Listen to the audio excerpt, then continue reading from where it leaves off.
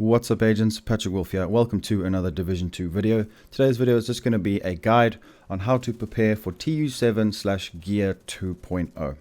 Now this is going to be an opinion based video as always. It's from what I think you guys should be doing, what I'm currently doing. Let's just get straight into it. So make sure to click that notification bell so you guys keep up to date with my videos. It seems a lot of people are not seeing my videos pop up. But YouTube is a bit strange right now because of the new laws that have come into play since January started. So just please guys make sure to click on the notification bell. Click on my link in the description for my other YouTube channel, Patrick Wolf II, which I'm going to be doing every other game, different kinds of content on there. That being said, let's get straight into this. Alright, so a lot of people seem to be confused. It's actually very annoying. People saying, oh, the changes are coming in February. They're not, guys. The changes will come earliest, I would say, end of March, April. That's the earliest that these changes will come. We have still got lots of time. Enjoy the game. I don't know what you guys want to do for 3 months, but it's up to you. But I'm going to be playing as normal. I'm going to be looting as normal, farming as normal. So, completely up to you. So let's get into it. So, the state of the game, well, currently was a few days ago. I do have a video. I'll put that at the end of the video. You'll see, just click the box of it and you guys can go check it out. It's just a recap. I recommend seeing it if you haven't seen it. That also helps you gauge what to do. So the first thing that we're going to go over is materials. That's something that we all should be aware of. Ceramics, electronics, even steel for crafting weapons and recalibrating them. It's very important that you guys try to get as many ceramics, electronics and everything like that as you can, because we're going to need to be recalibrating all our gear again. And especially content creators, we go through so many ceramics. I go through so much ceramics. I don't know why. I have to farm ceramics almost every single day because of creating different builds, rolling different pieces of gear. So go and farm different materials. Make sure your crafting bench is level 500. I'm sure you guys have that already. Make sure all your exotic weapons are all leveled up to level 500, because funny enough, if you guys haven't done that, you need to go and recreate your exotics to get them to gear score 500. Just make sure you've done that, because it's quite funny. I've seen people make videos and they've still got low gear score exotic weapons. Alright, so just make sure you do it. Another thing is gear sets are going to be very strong in this game.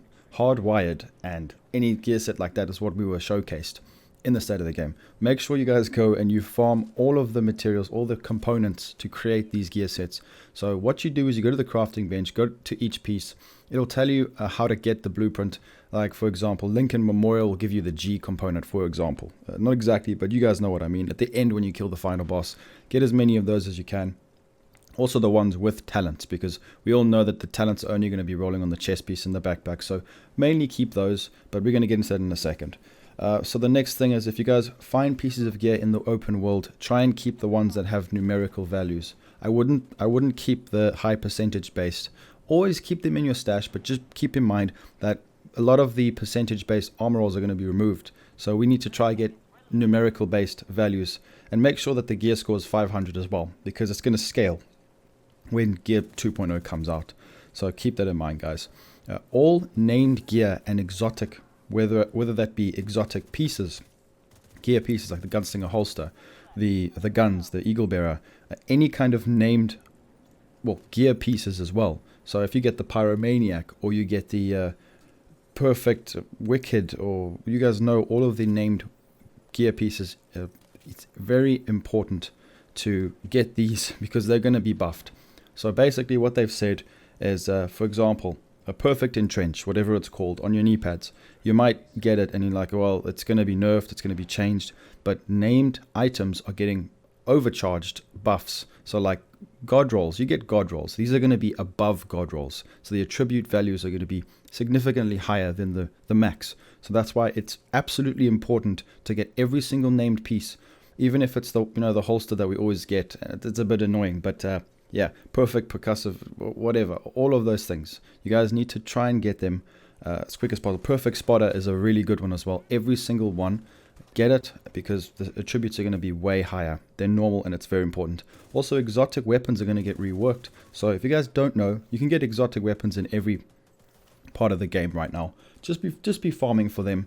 I need to actually farm a bit more. I still don't have the merciless. It's ridiculous. I've been trying to get it. I've got the level 1 that I got from the pre-ordering the game. So just make sure to go and get all of these named items these exotic items, because you're going to get such big buffs to them. The attributes are going to be strong. It's very, very much a winning game for anyone who's been keeping them. I've been keeping them. I think I have almost all the named weapons except the Black Friday. I think I just can't seem to get that one. So just keep that in mind, guys. Also focus on backpacks and chest pieces, because those are the only gear pieces where talents are going to be a thing. So with regards to talents for gear, let's say you want to keep a backpack that's got a high numerical armor value or something like that along those lines. Even though these changes are not set in stone and they could change at any time. If you guys get good talents on the backpack or the knee pad or on the chest piece that you might think could become viable in the next update, which has high numerical values, or in general just very high rolls, keep them, because they could be very much useful. So we don't know yet. I don't want to go too much into detail with this because we don't know. I just want to give you guys kind of like a little bit of an outlaying a quick little guide to go through, what to get. Another thing is we're going to be getting attribute libraries, which is the best thing I've ever heard. So our stashes will finally not be cluttered with rubbish that only has one high attribute. So any really high attribute, you need to keep it in your stash. So then when the update drops, we can go and destroy it and add it to our library. Extract that high attribute so we can keep it and put it on any other piece of gear.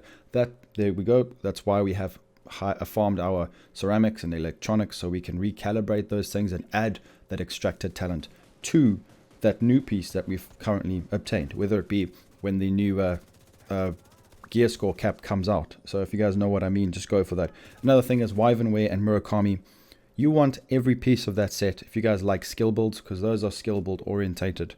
Same as all the other gear pieces. I would recommend getting a single piece of every brand set on each part of your character. Just get it. Just try and find it.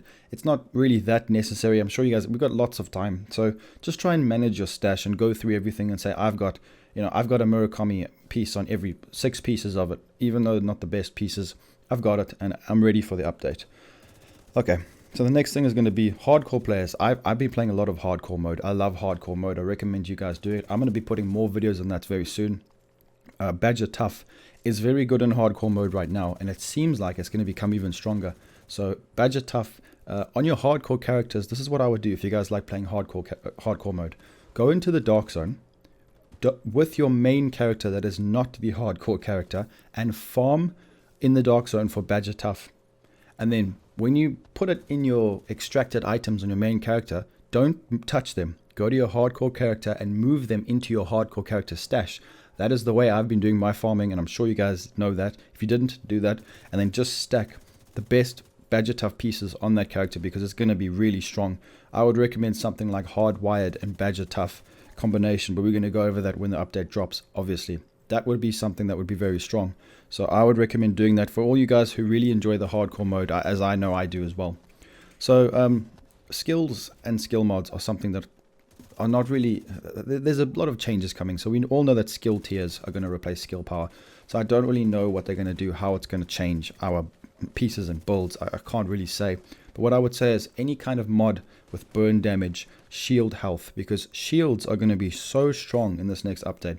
And any kind of burn damage, because hazard protection is kind of getting a slight nerf. So that's why in my vendor reset videos, it's so important to find the high rolls. Now, we're probably only going to get singular value increases from these mods, but we don't know out of the 3 that you get which one is going to be chosen. So it is a bit tricky. That's why just keep as many as you can.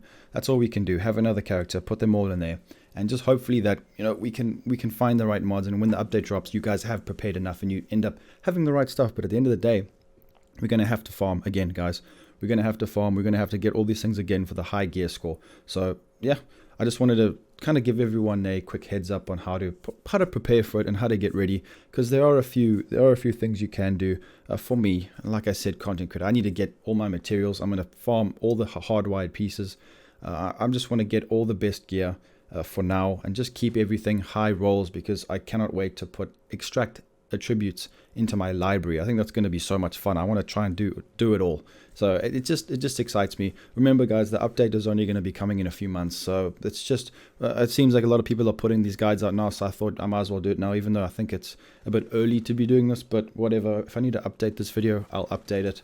especially because the state of the game is going to be coming again, as we know, the third part of it, the big part.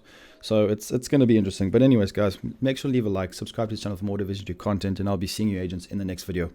Peace out, guys.